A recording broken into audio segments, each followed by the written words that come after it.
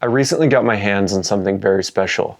A rare discontinued black and white film, Efke KB-17, that expired in 1977. It comes in at 40 ISO. There are very few examples of this film online, so I figured I'd share my results here. I picked this roll-up from a local photo store for a very reasonable price.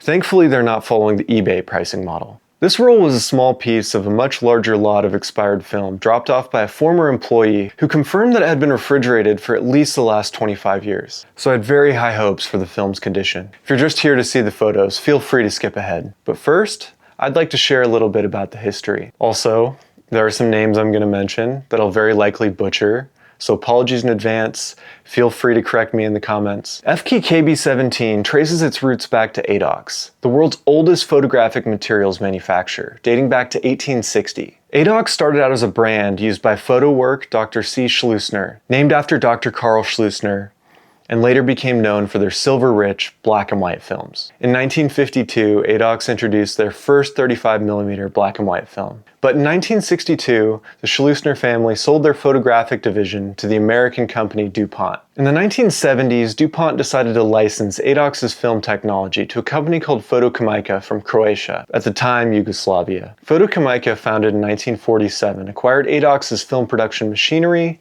and formulas, then began producing film under their own brand name, Efke. Efke films, including KB-17, used old-school 1950s formulas. Unlike modern multi-layer emulsions, Efke films used a single-layer emulsion. Efke's emulsion was more delicate and prone to scratches, but retained a much higher silver content than most modern films. KB-17 is also orthopanchromatic, meaning it has limited sensitivity to red light. I would assume it sits somewhere between orthochromatic and panchromatic films, but I can't find any data to back this up. This gives it a different spectral response when compared to your typical panchromatic black and white film. Another interesting thing is Efke emulsions are put onto a totally clear base, making them a great candidate for reversal processing to make black and white slides. That's something that I'd be very interested to try in the future. Sadly, Fotokemika ceased production in 2012, marking the end of the Efke brand, leading to some pretty amazing pricing on eBay today. Efke KB-17 remains quite rare, with few surviving examples left today,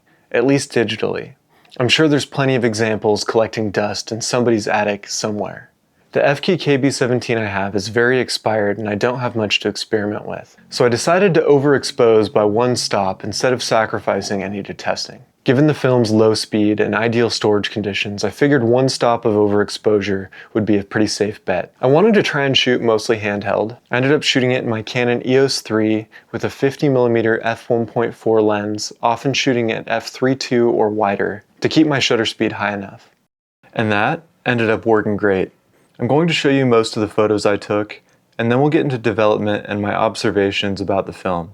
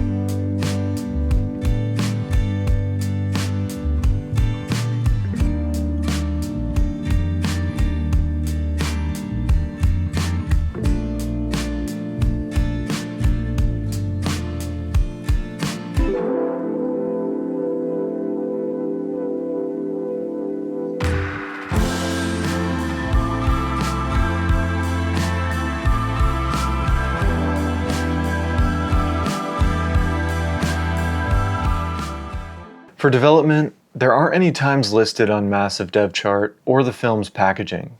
So I followed the Massive Dev Chart instructions for Efke 50 using HC110 dilution B for 7 minutes at 20 degrees Celsius. I chose HC110 because it's known to be a great choice for expired films, as it helps suppress base fog and I've had good results with it in the past. Something interesting I noticed when doing a strip test for my fixer was a deep green anti-halation layer that wouldn't wash out. However, that wasn't an issue for the rest of the roll that went through the full development process. I'd be really curious to know if there's something in the developer or the stop bath that allowed those anti-halation dyes to be fully washed out. One thing I noticed is this film had a strong curl to it, which is something I've commonly noticed with expired films. But I've also read that this is common of Efke films in general. It was quite the challenge to get it to lay flat when I was scanning it.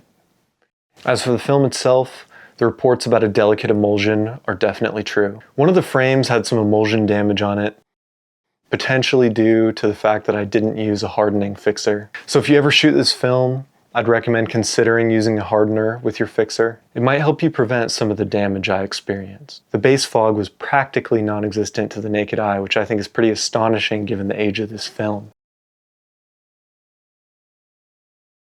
The film has an incredibly fine grain, great tonal range. Overall, I'm really happy with how it turned out. Efke KB-17 is a really beautiful film, and I thoroughly enjoyed shooting it.